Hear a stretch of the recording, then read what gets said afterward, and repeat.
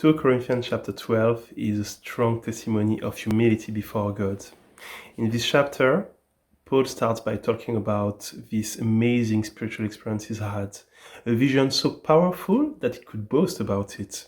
However, to keep him humble, God sent a thorn in his flesh that made him weak, physically weak, and this way, rather than counting on this vision to do his job, he would count on God alone.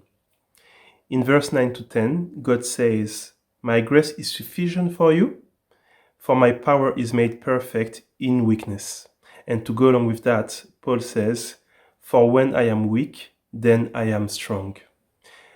Then Paul goes on and shares his hurt about how he's been treated unfairly by the Corinthians, and that despite all of that, he's still willing to be there for them, to give them everything. And if he's spending so much time, so much energy with them, with the Corinthians, it's because Paul knows that the way they are living doesn't please God, and that obviously there will be consequences.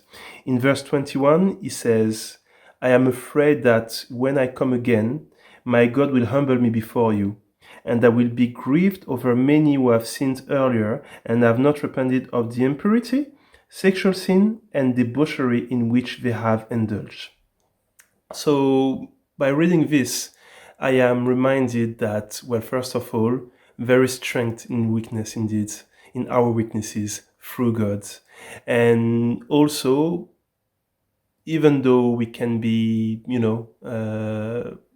treated unfairly by men, because obviously you cannot please everyone, well, the most important thing is that we please our God through the way we are living.